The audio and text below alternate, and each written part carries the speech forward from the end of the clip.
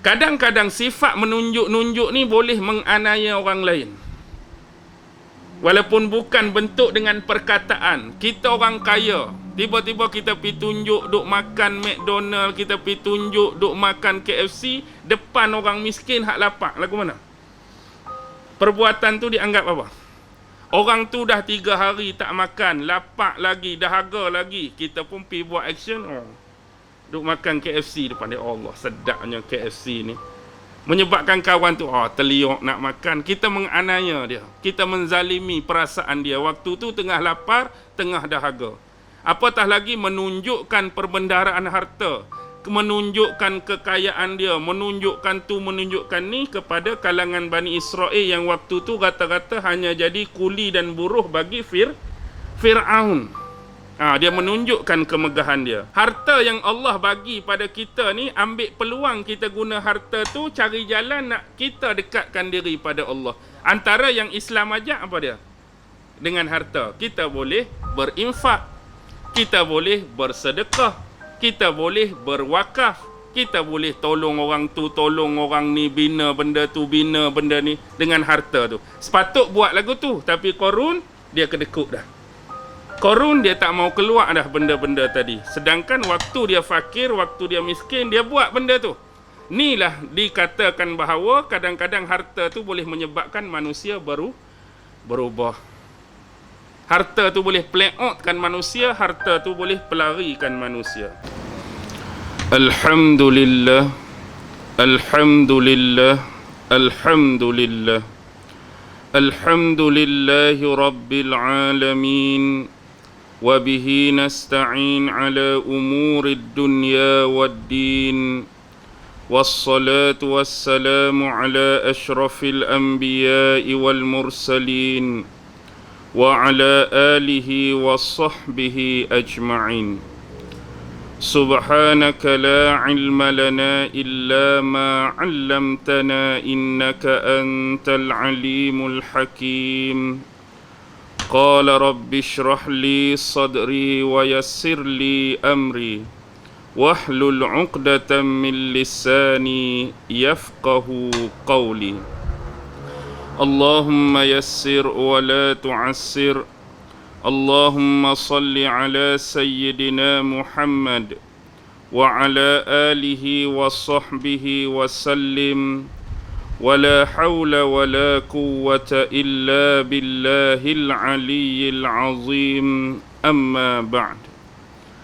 Alhamdulillah, syukur kehadrat Allah Subhanahu wa ta'ala kerana dengan limpah kurnia, rahmat, kasih sayang dan inayah daripada Allah Subhanahu wa ta'ala, Alhamdulillah, pada malam ini sekali lagi kita sama-sama dapat dipertemukan oleh Allah Subhanahu wa ta'ala.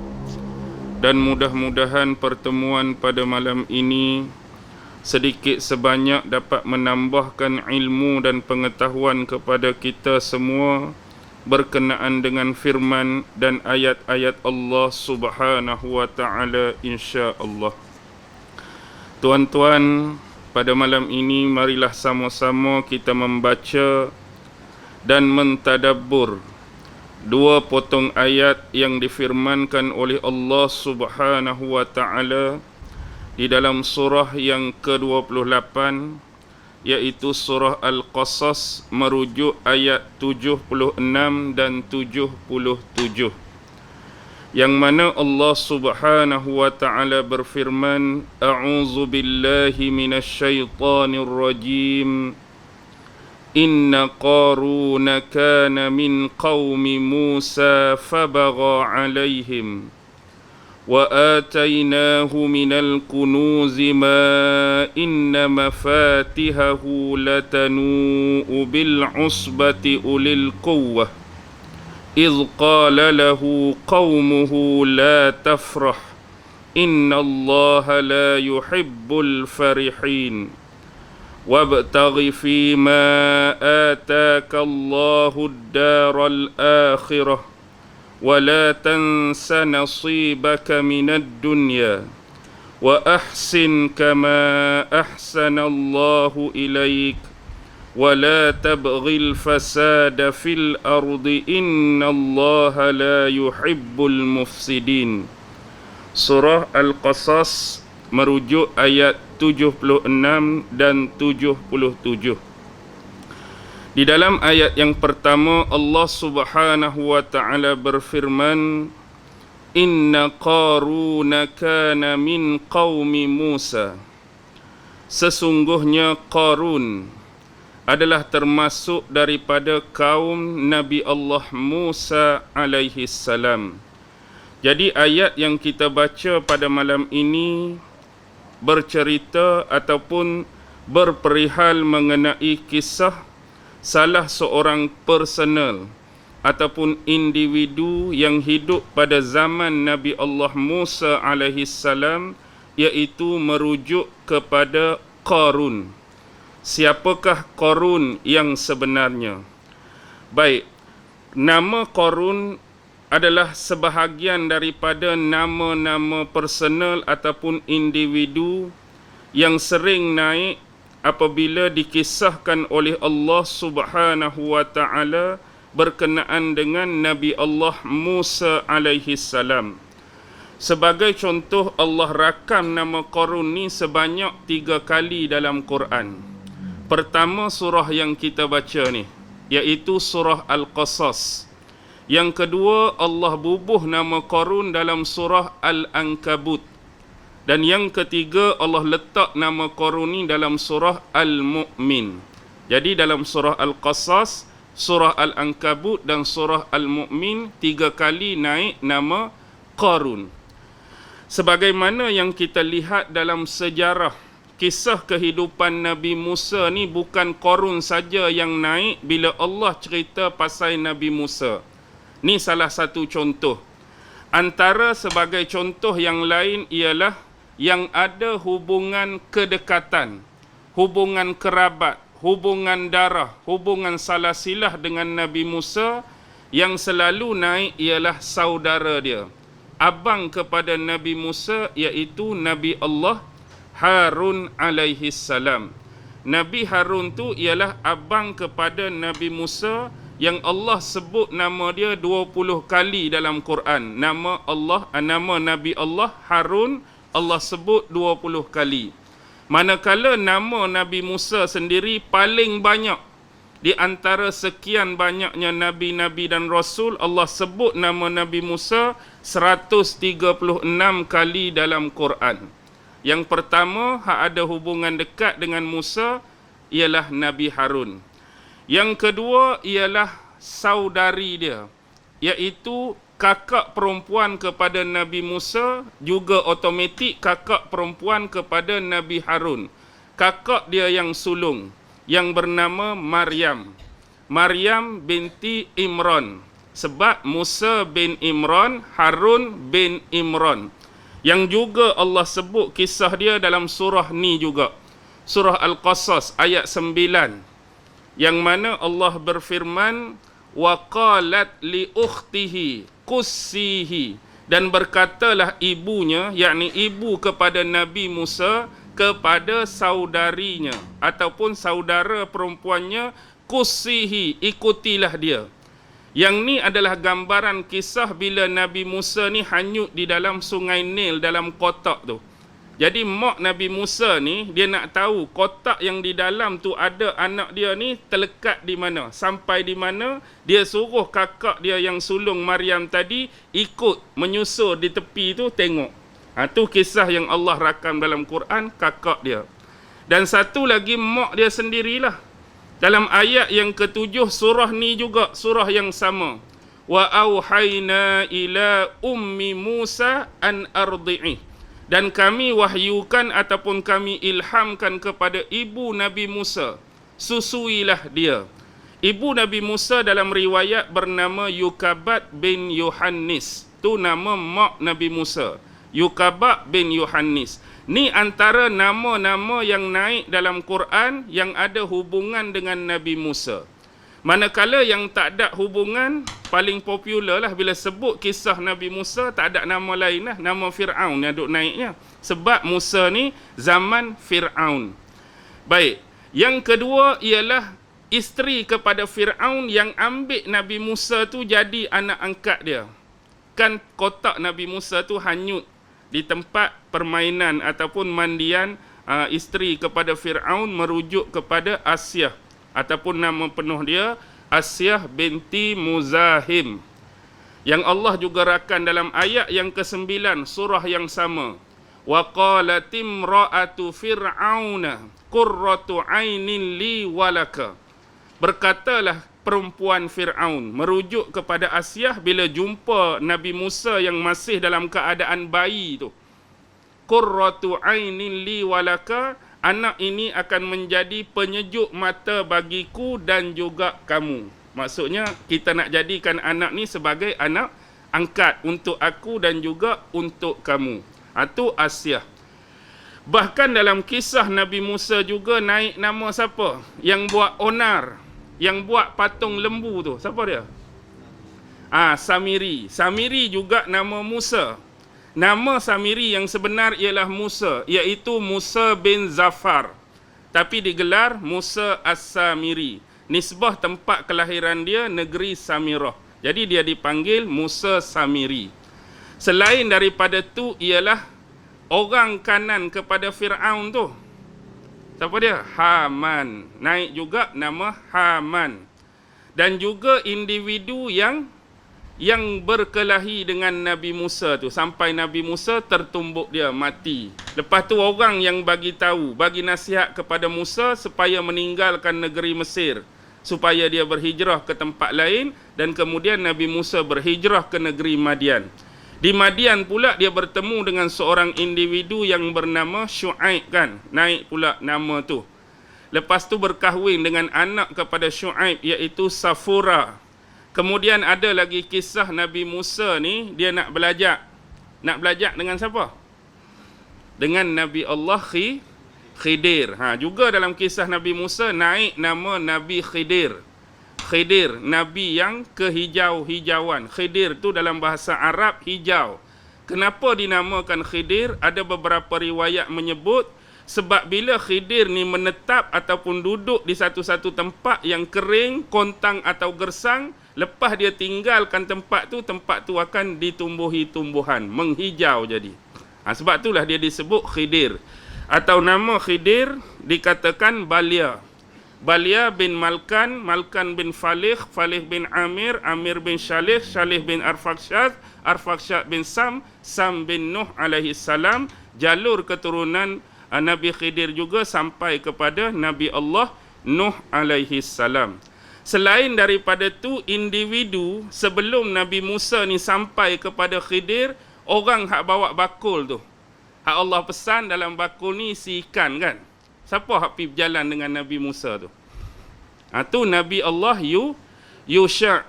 Yusha bin Nun, Nun bin Yufraim, Yufraim bin Yusuf alaihissalam. Nabi Yusha tu adalah cicit kepada Nabi Allah Yusuf alaihissalam. Dan sekali lagi dalam kisah ni naik pula nama Qarun. Tu kita sebut sebilangan nama-nama personal atau individu yang ada kisahnya bersama dengan Nabi Musa. Tapi malam ni kita berbicara mengenai Qarun. Inna Qaruna kana min qaumi Musa. Kita ambil yang belakang dulu. Min qaumi Musa. Daripada kaum Nabi Musa. Dan Nabi Musa ni terkenal kaum dia yang bernama Bani Israel. Ini menunjukkan tadullu ala zahir. Menunjukkan pada zahir ayat ni Qarun juga adalah Bani Israel sebagaimana Nabi Musa dan Nabi Harun. Tetapi personality Qarun tu sendiri siapa? Sekurang-kurangnya ada 6 riwayat. Pandangan-pandangan daripada ulama siapakah Qarun. Yang pertama, contohnya kalau kita rujuk dalam tafsir Ibnu Katsir, Al-Quranul Azim. Dalam tafsir tu ada riwayat. Yang pertama datang daripada Al-A'mashi. Al-A'mashi ni seorang ulama besar. Beliau meriwayatkan daripada Al-Minhal bin Amru. Al-Minhal bin Amru mengambil periwayatan daripada Sa'id bin Jubair, tokoh tabi'in yang besar. Sa'id bin Jubair ambil riwayat daripada sahabat besar Nabi Abdullah ibnu Abbas. Sehubungan dengan ayat Inna Qaruna kana min qaumi Musa, daripada riwayat Ibnu Abbas daripada A'mash ini, bahawa Qarun itu adalah anak kepada pakcik Nabi Musa alaihi salam. Qarun anak kepada pakcik Nabi Musa, anak kepada pak saudara dia. Jadi automatik dia adalah saudara sepupu Nabi Musa alaihi salam. Faham dah ayat tu?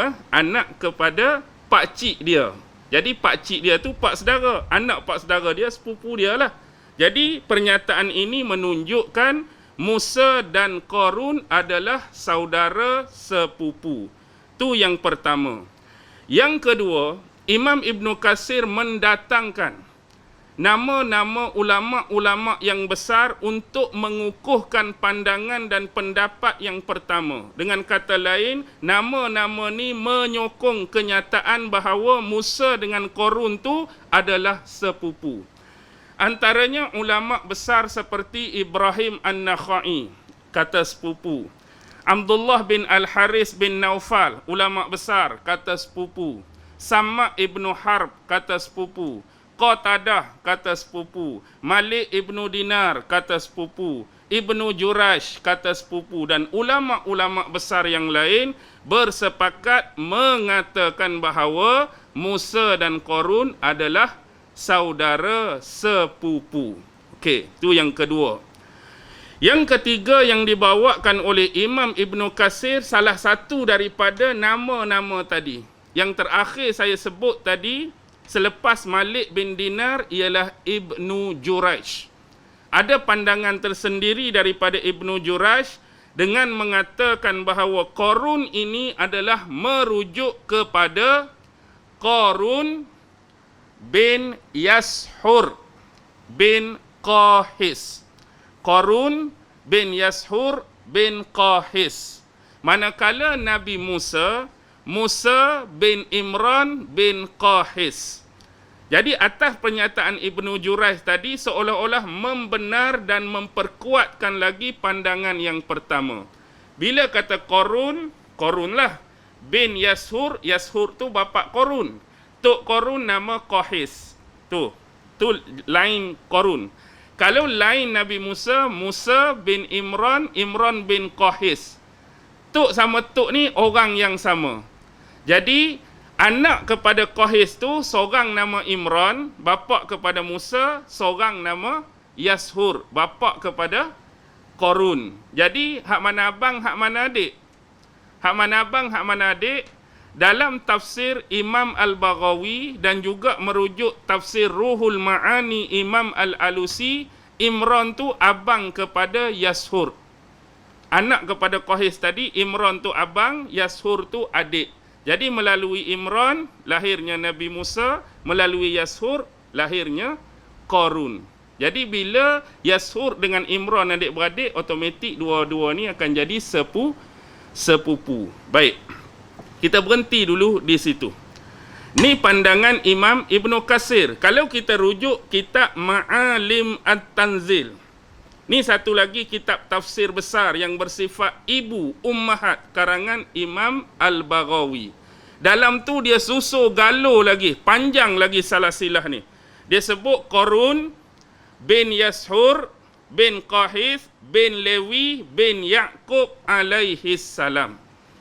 Maksudnya dia tak berhenti pada Qahis tadi, dia naik lagi. Qahis ni anak kepada Lewi, Lewi anak kepada Ya'qub. Jadi automatik juga Musa bin Imran, Imran bin Qahis, Qahis bin Lewi, Lewi bin Ya'qub. Jadi apa makna di sini? Nabi Ya'qub lah. Salah seorang anak Nabi Ya'qub dari isteri yang pertama dia layah tu nama dia Levi. Jadi Levi ni ialah moyang. Levi tu moyang. Qahis tu datuk. Imran tu bapa, Musa tu anak. Nampak tak dia punya jaluran, dia punya susuran. Jadi kalau kita nak naik ke atas, Musa tu anak. Imran tu bapa. Qahis tu datuk, Levi tu moyang. Atas pada moyang orang Penang panggil apa? Hak generasi kelima tu, atas pada moyang orang Penang panggil apa? Tak ada panggilan. Maksudnya atas pada moyang tu Nabi Yaqub alaihi salam. Jadi Nabi Musa ni masih lagi keturunan Nabi Yaqub. Betul lah Bani Israel. Manakala kalau ambil sebelah Korun, Korun bin Yashur, Yashur bin Qahis, Qahis bin Lewi, Lewi bin Yaqub. Sama juga. Korun tu anak, Yashur tu bapa, Qahis tu datuk, Lewi tu moyang.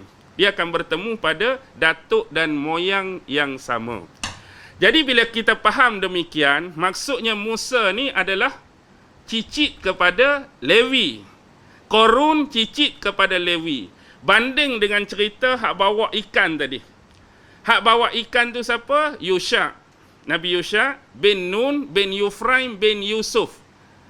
Yusha tu anak, Nun tu bapa, Yufraim tu datuk, Yusuf tu moyang. Yusuf dengan Lewi adik-beradik kan?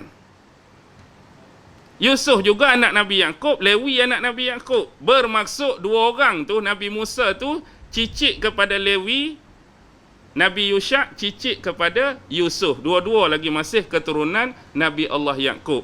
Walau bagaimanapun, ada satu lagi pandangan. Pandangan berkenaan salasilah Nabi Musa ni, dia ada mengatakan pertambahan sebelum Lewi.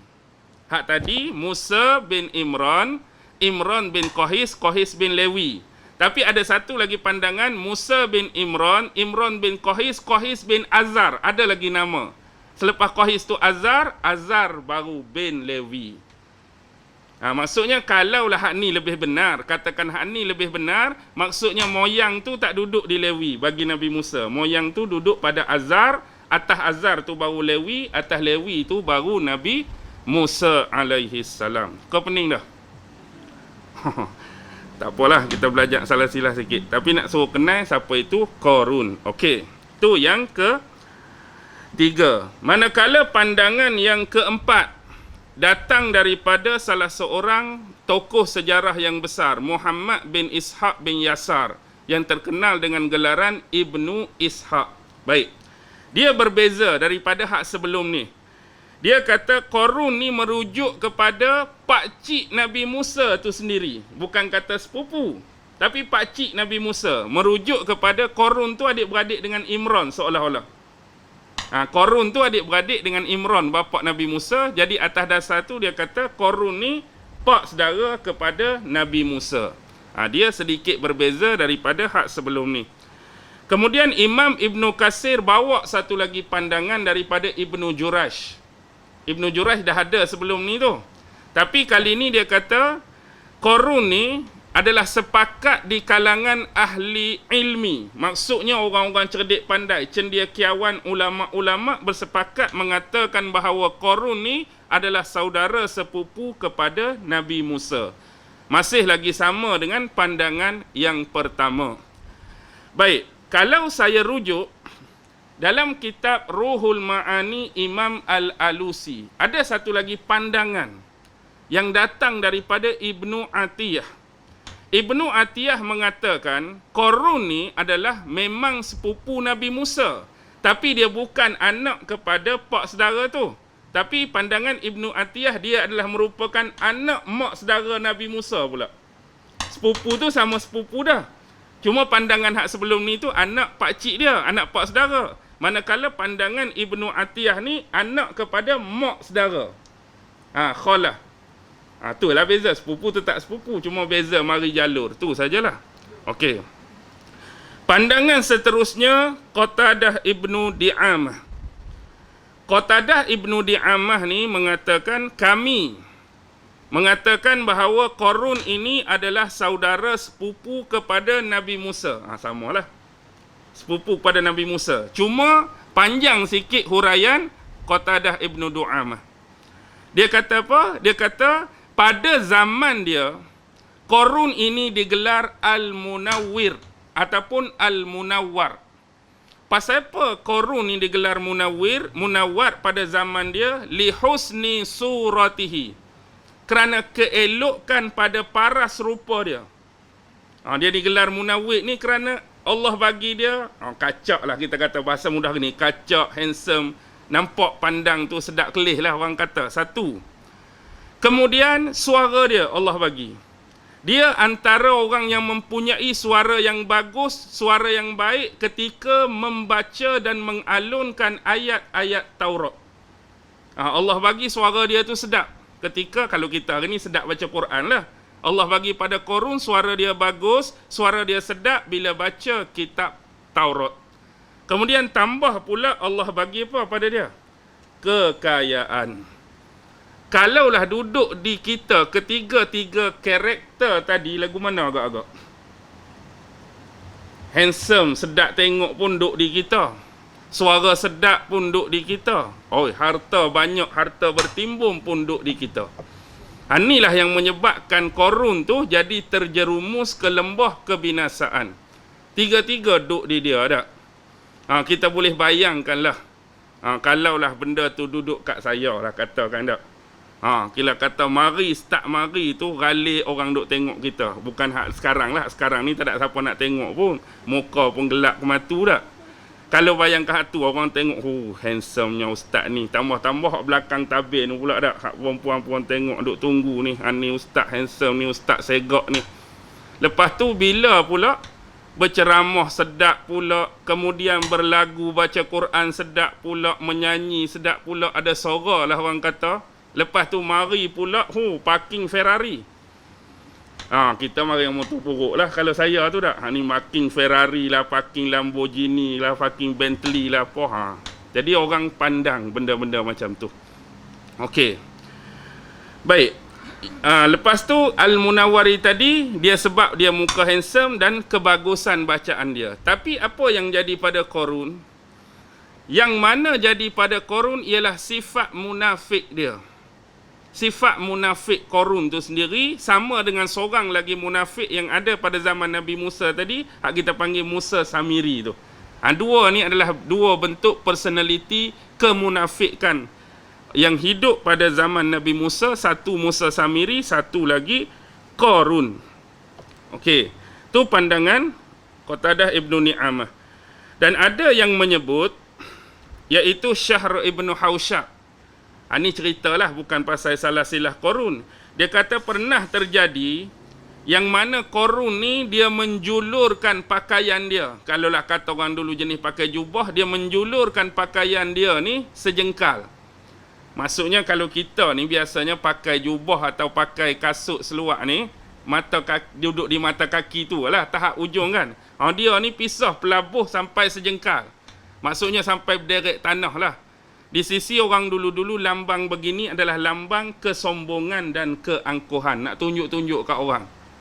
Nak tunjuk kat orang dia ada harta yang berlebihan. Ini adalah kata-kata daripada Syahr Ibnu Hausyab sebagaimana yang dinukilkan dalam tafsir Ibnu Katsir. Okey. Bagaimana Korun ni boleh jadi kaya? Asal ke memang dia dah kaya asal ke dulu tak berapa nak kaya? Baik, ada riwayat yang menyebutkan bahawa Korun ni adalah termasuk di kalangan ulama Bani Israel. Orang yang jenis cerdik reti tentang hukum hakam. Sebab apa? Sebab dia sepupu Nabi Musa. Sepupu Nabi. Kita baru sepupu Tok Guru. Kita baru mungkin sepupu orang-orang hebat. Ulama-ulama besar. Ni sepupu Nabi. Dia orang yang dekat, orang yang akrab dengan Nabi Musa dan Nabi Harun. Jadi dikatakan dia ni sebahagian daripada ulama besar Bani Israel. Dan dahulunya dia adalah seorang yang miskin.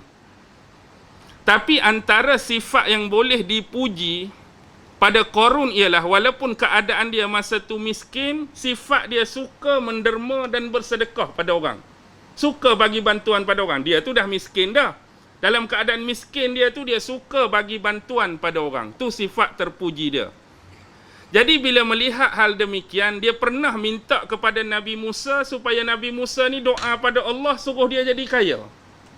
Sebab apa dia kata? Aku ni miskin pun duk tolong orang. Aku miskin pun duk derma kat orang. Aku miskin pun duk infak kat orang. Kalau aku kaya, lagi banyaklah aku tolong orang. Begitulah anggapan dia.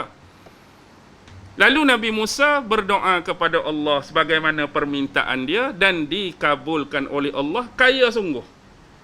Bila kaya, dia buat ada apa yang dia kata sebelum ni. Kalau aku banyak harta kaya, lagi banyaklah sedekah, lagi banyak bagi kat orang. Tapi bila dah kaya, itulah manusia. Dia berlaku lupa daratan. Bila banyak ni, dia jadi sayang lah pula. Nak bagi kat orang. Jadi dia duk menimbunkan harta-harta dia yang banyak tadi, sehingga menyebabkan Qarun ni jadi sombong dan angkuh. Okey. Baik, kita sambung. Fabagha alaihim. Dan dia telah melakukan anaya ke atas mereka, iaitu ke atas kaumnya Bani Israel. Apa perbuatan anaya yang dilakukan oleh Qarun terhadap kaumnya Bani Israel? Sekurang-kurangnya ada 3 pandangan. Ada 3 pandangan. Seingat saya dalam tafsir Ruhul Ma'ani, Imam Al-Alusi menyebutkan, ataupun mungkin juga ada di dalam tafsir Imam Baghawi Ma'alim At-Tanzil. Pertama ialah qila, pandangan, pendapat, mengatakan dia ni amilan li Fir'aun. Amil, apa dia amil? Kita tahu tempat kita amil zakat je. Dia ni adalah salah seorang pekerja, orang besar di bawah Fir'aun. Dia sendiri tu, zaman Fir'aun tu, salah seorang pegawai lah yang berkhidmat untuk Fir'aun. Jadi tambah pula bila dia kaya ni pandangan lah, kil, sebab tu dia sebut kil, amilan li Fir'aun ila Bani Israel. Jadi dia melakukan anaya kepada Bani Israel, sebagaimana Fir'aun kita tahulah melakukan penganiayaan terhadap Bani Israel. Satu, bagi makna bagi ayat ni.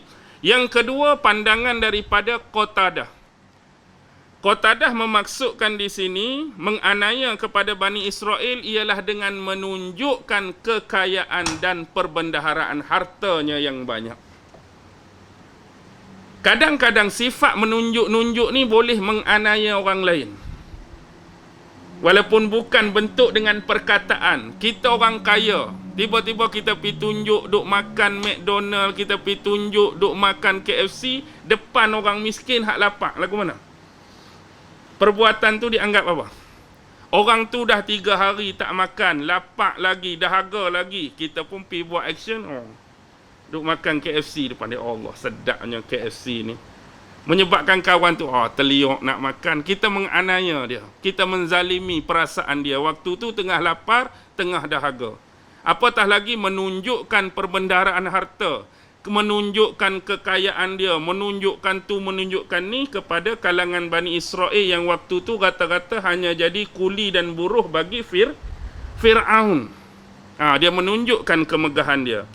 Manakala satu lagi pandangan daripada seorang imam selepas Qatadah tu, saya lupa imam tu, dia kata menganiaya di sini bermaksud ada keterlibatan dengan syirik. Tapi yang ni saya tak boleh nak bagi kepastian syirik bentuk mana. Yang ikut pandangan imam ni lah, bentuk mana kesyirikan yang dilakukan oleh Qarun terhadap Bani Israel tu. Okey, tu 3 berkaitan dengan ayat Fabagha alaihim, iaitu dia telah melakukan anaya terhadap mereka, merujuk Bani Israel. Baik, wa atainahu minal kunuz, dan kami telah menganugerahkan kepadanya minal kunuzi, daripada perbendaharaan harta. Jadi Allah bagi pada dia, Allah anugerah pada dia perbendaharaan harta. Kalau kita buat ayat Allah bagi harta ni, harta tu hartalah, tapi menunjukkan tak berapa nak banyak. Tapi bila Allah anugerahkan perbendaharaan harta, memang harta tu banyak sungguh. Ma'in mafatihahu, yang mana kunci-kuncinya. Mafatih ni jamak kepada apa, Nazih? Miftah lah kan? Miftah tu kunci. Mafatih, kunci-kunci dia tu banyak dah. Kunci apa? Kunci gedung-gedung harta dia, gudang-gudang harta dia, kunci perbendaharaan harta dia. La tanu bil usbati ulil quwwah, yang mana berat bila dipikul oleh orang-orang yang sasa dan kuat. Orang tu sasa dah, orang tu kuat dah, tapi bila duk pikul kunci-kunci gedung perbendaharaan Qarun ni berat lagi. Apatah lagi kita hak bukan jenis sasa dan kuat, lagilah teruk nak pikul. Ada riwayat yang menyebut 10 orang hak pikul kunci saja. 10 orang hak sado-sado lah, 10 orang hak besar-besar. Lepas tu orang hak sado dan besar tadi tu, kalau nak kira ukuran zaman kita dengan zaman dia tu, tak tahulah. Hak pikul tu besar mana zaman tu, wallahu alam. Allah lebih mengetahui lah dia punya besar, dia punya kuat tu. Ada riwayat sebut 10 orang yang pikul. Atau mungkin ada jumlah lain dalam tafsir yang berbeza. Dan dikatakan, bila dia pula berkenderaan, dalam keadaan berkenderaan, maka kunci-kunci tadi dipikul oleh 60 ekor biral. Apa dia biral? Baral tu lah. Yang Piramli kata bodoh macam baral tu tak? Biral ni kacukan. Kacukan kuda dengan kaldai. Kuda kahwin dengan kaldai, keluar biral tu lah. Baral. Baral biral lah. Okey, sebab tu kalau di Kelantan, kalau orang kata tengok seorang tu, dia kata baral tu. Kalau Kelantan jangan main-main. Baral tu bermaksudnya berdarah kacukan. Kalau orang Kelantan sebut baral dia tu. Baral dia tu maksudnya dia ada darah kacukan. Sebab asalnya kuda, bukan kata dia tu kahwin dengan kuda tak. Kita nak kata asalnya kuda dengan tu jadi baral tu kan. Jadi bila orang kata perempuan tu cantik siapa? Memang dia bukan asal Kelantan, tapi dia darah kacukan, dia sebut tu orang baral tu. Baral tu maksud dia ada darah campur. Jangan kata dia bodoh pula. Bukan maksudkan baral orang Kelantan tu bodoh. Okey. Apa tadi kita sambung, dipikul oleh 60 ekor biral.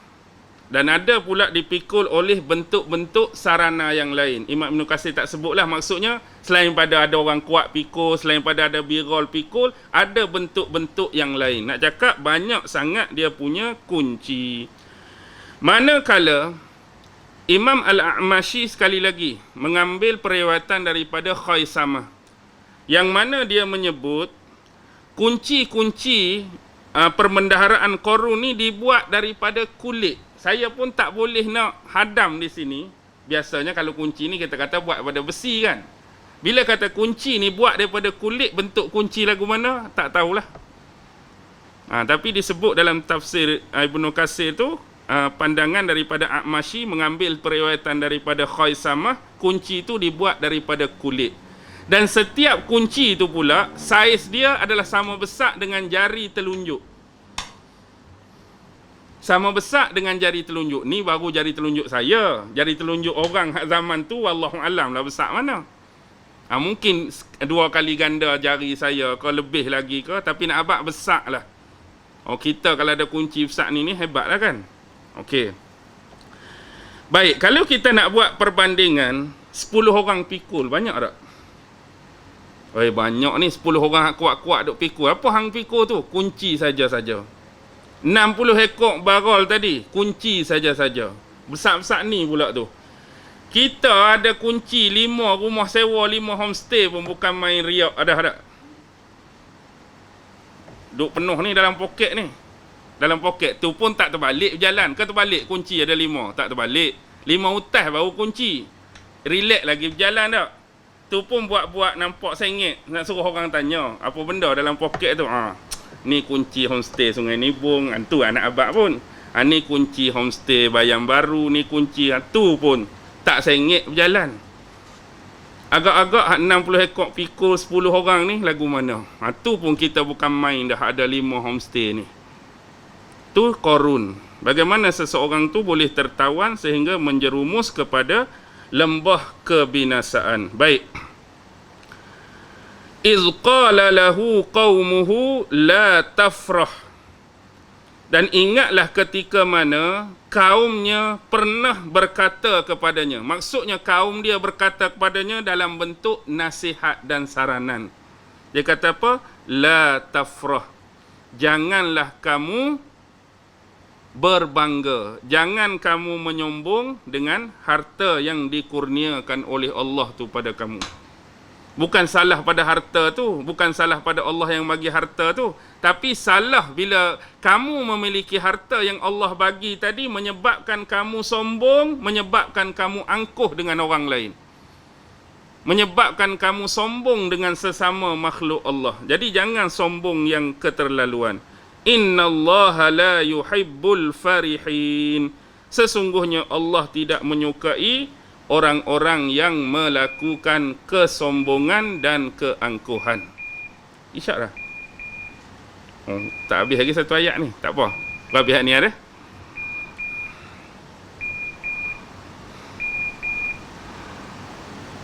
Okey. Jadi nada kaum dia ni berisi apa? Berisi nasihat, berisi saranan, berisi petunjuk. Nasihatlah, biasalah. Jadi supaya dia ni jangan sombong dengan harta yang Allah bagi. Jangan sombong dengan kurniaan yang Allah bagi. Baik. Ini habis ayat 76. Dia start dia nak berlaku sombongnya. Ni saya tarik sikit cerita.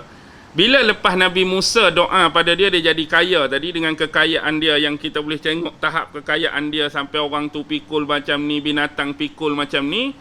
Tiba-tiba Allah nak uji dia. Apa yang dia akan lakukan terhadap harta yang Allah bagi ni. Lalu diperintahkan kepada Nabi Musa untuk kutip duit zakat daripada Korun. Dah harta banyak ni, nak pi suruh minta zakat. Pi sekali tak mau bagi, pi 2 kali tak mau bagi, pi 3 kali tak mau bagi lagi. Nak cakap, hak tadi dia janji apa hak sebelum tu? Kalau aku kaya ni macam-macam aku nak bagi tu, nak bagi ni, bagi tu, bagi ni. Last kali orang pi minta zakat. Bukan orang biasa, Nabi minta zakat tu. Nabi Musa pi minta dengan dia, sepupu dia pula tu. Hak berdoa, siapa dia? Bukan setakat Musa, tu Nabi, sepupu dia lagi. Orang hak tolong doa kepada dia, hang dulu miskin, hak tolong doa hang kaya, orang ni lah. Hak mari minta zakat ni bukan untuk dia, untuk orang miskin lain. Tak mau dengar. Lalu sebab ni lah Allah murka dan Allah benamkan dia. Dan hasil dia hari ni kita boleh tengok lah tempat dia tu di Mesir tu. Ada yang kita panggil Tasik Korun. Tasik tu luas tuan-tuan. Dia sama, nak cakap luas tu, kalau kita duduk tebing ni dia jadi macam sama macam laut seolah-olah. Tak nampak belah sana. Luas sungguh. Luas sungguh. Tapi bau busuk lah. Ada bau-bau yang kurang menyenangkan. Itulah balasan Allah kepada Korun. Jadi adalah penyelidik mak-mak saleh ni turun. Turun apa? Turun konon-kononnya nak carilah harta-harta hak terbenam sekali dengan Korun tu. Ada yang tak jumpa apa-apa, dapat naik balik. Ada yang turun-turun, tak naik-naik. Tak tahulah terlekat di mana tu, wallahualam lah. Banyak dah kejadian-kejadian yang berlaku di Tasik Korun melalui berita-berita yang kita boleh dapati daripada negara Mesir. Baik, ada satu lagi kes yang disebutkan dalam tafsir. Asalnya dia ni hasad kepada Nabi Musa dan dia ni hasad kepada Nabi Harun. Sebab apa? Sebab dia ni orang yang dekat dengan keduanya, sepupu dia. Pernah dia menyebutkan, ini adalah pandangan dalam beberapa riwayat dalam tafsir, dia kata, sesungguhnya kenabian dan kerasulan Allah bagi pada Nabi Musa. Nabi dan Rasul Allah bagi pada Nabi Musa. Manakala ketua yang menguruskan, apa dia? Mazbah wal korban. Apa dia mazbah ni? Nazih, mazbah ni apa? Mazbah ni altar. Apa dia altar? Mazbah pun tak tahu, altar pun tak tahu. Altar ni nak bagi mudah faham, tempat yang digunakan untuk melakukan ibadah penyembelihan atau ibadah korban. Pernah tengok dah Narnia? Filem Narnia. Narnia tu kan waktu singa tu nama apa? Aslan tu. Aslan. Maksudnya tempat yang Aslan kena bunuh tu kan, hak hidup balik tu. Tu dia panggil mazbah lah tu, panggil altar. Jadi untuk tempat macam tu dan upacara korban bagi Bani Israel tu dipengurusikan oleh Nabi Allah Harun. Jadi dah Musa dapat ni, Harun dapat ni, aku sendiri apa bahagian dia? Seolah-olah dia ni tak ada bahagian di sisi Allah untuk apa? Kerja-kerja yang penting dan utama lah. Dah Musa bagi Nabi dan Rasul, dah Harun bagi jawatan tadi untuk menguruskan korban. Aku apa ada? Jadi atas pada tu dia minta supaya kesemua ketua-ketua 12 Bani Israel ni, ketua mereka ni, masing-masing di satu hari bawa tongkat masing-masing. Hak bahagian ketua saja.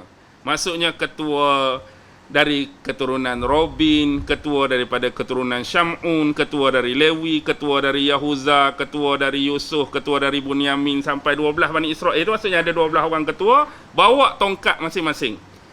Kita akan bertemu di mana? Di satu kubah. Di kubah ni adalah dipanggil kubah yang selalunya mereka berhimpun. Kita akan pergi situ, kita akan letak semua tongkat kita ni. Kita akan semua letak tongkat kita, yang mana biar turun wahyu daripada Allah. Allah nak pilih siapa daripada kesekian tongkat-tongkat tadi. Jadi tongkat tu adalah kisah yang mana seolah-olah yang terpilih tu tongkat milik Nabi Allah Harun. Jadi dia pun tak puas hati lagi. Sebelum ni Nabi Musa dah habaq dah. Hak diletakkan, hak kamu komplain, hak kamu komen tadi, bukan kami yang letak. Bukan aku nak jadikan aku tu Nabi. Allah yang tentukan. Bukan Harun pula nak jawatan tu, Allah yang tentukan. Jadi dia kata, aku tak mempercayai kamu wahai Musa. Lepas tu dia minta buat benda tadi tu. Last sekali bila jadi benda tadi pula, kamu buat sihir apa pula ni Musa? Lagu tu pula ayat dia. Bila jadi keajaiban tadi, kamu duk menyihir apa pula wahai Musa, jadi lagu-lagu ni. Jadi asal puncanya hasad je. Hasad dan dengki kerana nakkan jawatan, nakkan kelebihan sebagaimana Allah bagi pada Musa dan Allah bagi pada Harun. Itu asalnya tentang Qarun, mengikut riwayat tersebutlah. Okey. Isyak dah isyak, ada satu ayat lagi. Nak perhabis ke? Perhabis saja. Tapi kita buat ringkas-ringkas. Wabtaghi fima ataka Allahu ad-daral akhirah. Dan carilah apa-apa yang telah dikurniakan oleh Allah kepada kamu, iaitu kebahagiaan negeri akhirat. Carilah apa yang Allah bagi kat kamu tu untuk mendapatkan kebahagiaan di akhirat. Wala tansa nasibaka minad dunya. Dan jangan sesekali kamu melupakan nasib ataupun habuan ataupun bahagian kamu sewaktu kamu mencari kenikmatan di atas dunia. Baik. Carilah apa yang dianugerahkan oleh Allah. Jadi berkaitan dengan kisah Qarun ni, dengan harta yang Allah bagi pada dia tadi, jadikanlah harta tersebut sebagai wasilah, sebagai jalan, sebagai sarana untuk dia mendekatkan diri kepada Allah. Hak sebenarnya. Jadi bukan kata Qarun, kita pun sama. Harta yang Allah bagi pada kita ni, ambil peluang kita guna harta tu, cari jalan nak kita dekatkan diri pada Allah. Antara yang Islam ajak apa dia? Dengan harta, kita boleh berinfak, kita boleh bersedekah, kita boleh berwakaf, kita boleh tolong orang tu, tolong orang ni, bina benda tu, bina benda ni dengan harta tu. Sepatut buat lagu tu, tapi Qarun dia kedekut dah. Qarun dia tak mau keluar dah benda-benda tadi. Sedangkan waktu dia fakir, waktu dia miskin, dia buat benda tu. Inilah dikatakan bahawa kadang-kadang harta tu boleh menyebabkan manusia berubah. Harta tu boleh play outkan manusia, harta tu boleh pelarikan manusia. Jadi, jalan untuk mendekatkan diri kepada Allah dan menambahkan ketaatan kamu kepada Allah. Tapi jangan lupa, habuan dan bahagian kamu waktu kamu hidup atas dunia.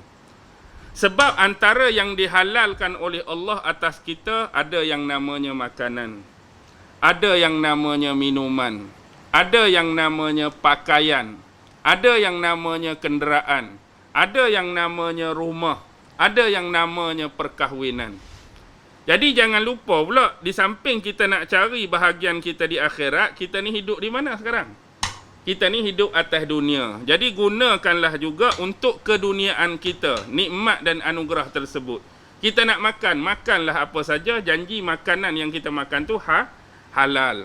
Kita nak minum, minumlah, janji halal. Kita nak berpakaian, pakailah, janji pakaian kita itu halal dan mengikut sebagaimana yang disyariatkan, iaitu menutup aurat yang lengkap dan sempurna. Dari sudut berkenderaan, dia tak ada limitation. Orang-orang jenis macam ustaz naik kereta buruk-buruk tak apalah. Orang jenis meniaga tak ada. Pakailah kereta apa pun. Janji duit yang kita guna untuk beli kenderaan tu duit yang halal, dan kita guna kenderaan tu pula untuk tujuan ibadah, kebaikan. Nak bawa pi kerja, nak bawa pi ceramah, nak bawa anak-anak berjalan, go on lah. Tapi kalau nak buat kereta tu untuk guna kerja jahat, kerja buruk, kerja maksiat, dia tetap haram di sisi agama. Bukan haram kereta tu, haram tujuan kereta tu digunakan. Tu maksud saya. Okey. Dari sudut perkahwinan, bila ada harta, kita ada isteri. Hak bahagian perempuan pula ada suami, kemudian ada anak-anak. Kita kena ada rumah, rumah kecil ke rumah besar, ikut kita lah nak bina besar mana. Kita mampu kecil, bina kecil. Kita mampu besar, bina besar. Kita tak mampu, sewa. Tak ada masalah pun hak tu. Okey. Dan juga dikatakan sebab harta-harta ni, hubungan dunia dan akhirat kita ni sebab ialah kewajipan, iaitu dalam Islam dipanggil hak. Sebagai hamba, kita ada hak terhadap pencipta kita, Allah. Sama manusia, kita ada hak atas diri kita sendiri. Kita ada hak atas ahli keluarga kita. Siapa keluarga kita? Ada hak terhadap bapa, kita ada hak terhadap mak. Kalau kita lelaki, ada hak terhadap isteri. Kalau kita bapa, ada hak terhadap anak-anak kita. Kalau kita abang, ada hak terhadap adik-adik kita. Kalau kita lelaki, ada hak terhadap saudara perempuan kita. Ada hak terhadap pak saudara, mak saudara, sepupu, sepapak, ahli keluarga kita. Semua ada hak. Kemudian ada hak terhadap saudara-saudara Muslim yang lain. Kita dengan saudara kita yang Islam pun ada hak-hak yang patut dilaksanakan, ditunaikan. Kemudian ada hak selain daripada tu. Hak terhadap haiwan pun ada. Hak terhadap tumbuhan pun ada. Hak terhadap alam sekitar pun ada. Semua ni Allah suruh jaga. Jadi jagalah dengan sebaik-baiknya. Wa ahsin kama ahsanallahu ilaik. Berbuat baiklah kepada yang lain sebagaimana Allah telah berbuat baik kepadamu. Allah dah bagi kebaikan pada kita. Banyak dah kebaikan Allah bagi, semuanya free of charge. Pernah Allah minta tak bayaran? Tak pernah minta. Mata 2 biji kita tidak pernah dihargakan oleh Allah. 2 telinga yang benar tak pernah dihargakan oleh Allah. Hidung dan mulut tak pernah dihargakan oleh Allah. Kesihatan, semua Allah tak pernah hargakan. Tapi yang Allah minta apa dia? Bersyukur. Qarun ni dia jadi terbalik. Dengan harta yang banyak, dia jadi angkuh sombong. Dia jadi tak bersyukur. Sebab tu betul lah Allah sebut, kebanyakan hanya sedikit manusia yang bersyukur. Yang sedikit manusia ni bersyukur. Mudah-mudahan Allah meletakkan kita dalam golongan yang sedikit tadilah, yang sentiasa mensyukuri nikmat Allah dunia dan akhirat. Jadi buat baik tadi bukan saja kepada manusia, tapi juga kepada binatang. Janganlah jumpa anjing pun nak sepak, jumpa kucing pun nak bagi pelempang. Ada hak-hak dia. Jadi kita kena melakukan kebaikan sebagaimana Allah melakukan kebaikan. Sebab tu Allah letak perasaan kasih, perasaan sayang manusia ni bukan setakat sama-sama kita. Kita sayang sama-sama manusia, tapi Allah juga letak kasih kepada binatang-binatang. Kesian tengok binatang ni, kesian tengok haiwan ni. Allah letak perasaan kasih tu. Kalau tak ada kasih tu, tak ada seorang pun bela kucing. Kalau Allah tak letak perasaan kasih tu. Sebab ada kasih sayang pada binatang tu. Ada bela kucing, ada bela anjing sebagai contoh. Ada bela tu, ada bela ni. Bahkan tahap pembelaan tu sampai lebih-lebih kan. Ada hak bela harimau, ada hak bela singa, ada hak bela buaya. Tu bukan tahap kita tu. Tapi nak cakap tu sebab perasaan kasih pada binatang tu yang menyebabkan mereka tu mesra dengan binatang tersebut. Wala tabghil fasada fil ard.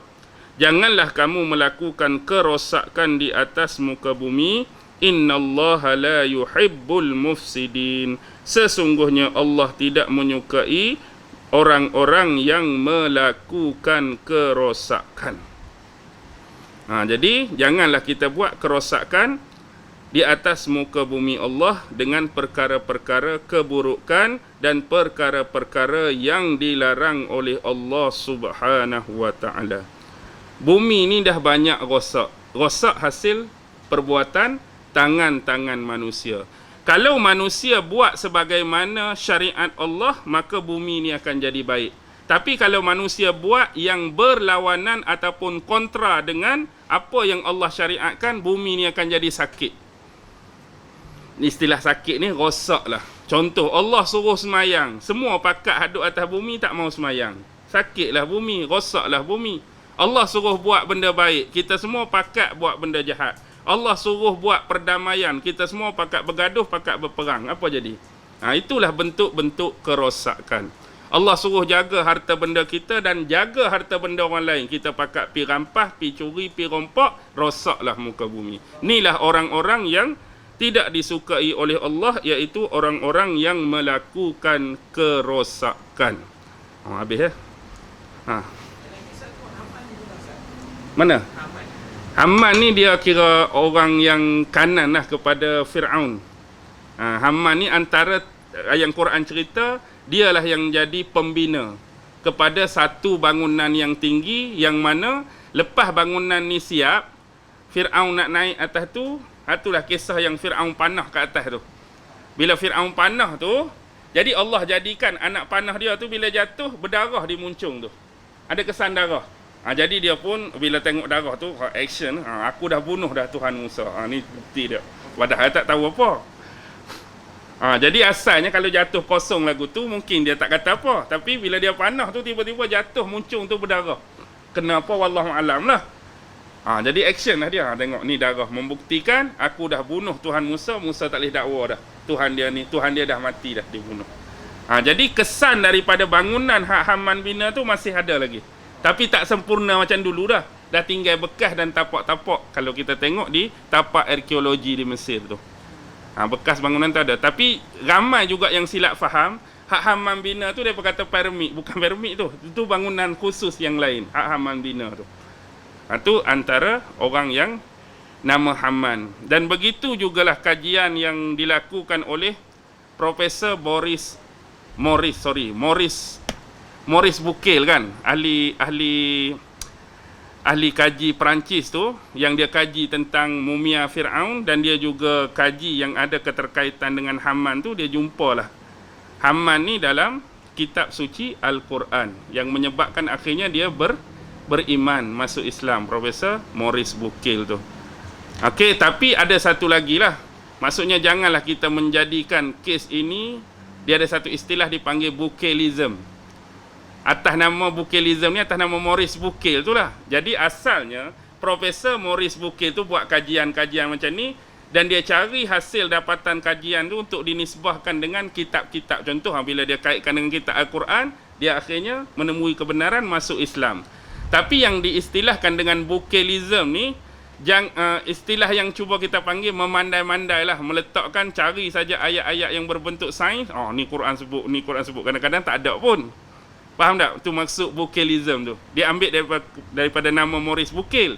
Tapi istilah Bucaillism ni seolah-olah cuba-cubaan lah. Kita kata memandai-mandai, memadankan. Jenis ada sains macam ni. Kalau hang caji mesti jumpa dalam Quran. Itu kadang-kadang ada yang memang terdapat dalam Quran selaras, dan ada yang di luar yang disebutkan oleh Al-Quran. Mungkin function asas tu ada tentang benda tu, tapi seolah-olah cuba memadankan kaedah-kaedah ataupun penemuan-penemuan sains dengan kitab-kitab suci sebagai contoh. Itu yang disebut sebagai Bucaillism. Jadi kita berakhir pada malam ini walaupun cuma 2 ayat. Mudah-mudahan Allah sentiasa memudahkan urusan kehidupan kita dan memudahkan kita mempelajari setiap ilmu, terutama ilmu yang berkaitan dengan firman Allah, iaitu Al-Quran dan sunnah-sunnah Rasulnya sallallahu alaihi wasallam.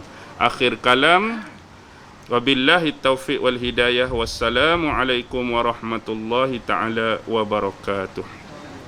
A'udzu billahi minasyaitonir rajim. Bismillahirrahmanirrahim. Allahumma innaka ta'lam anna hadhihi al-quluba qad ijtama'at ala mahabbatik waltaqat ala ta'atik wa tawahhadat ala da'watik wa ta'ahadat ala nusrati syari'atik.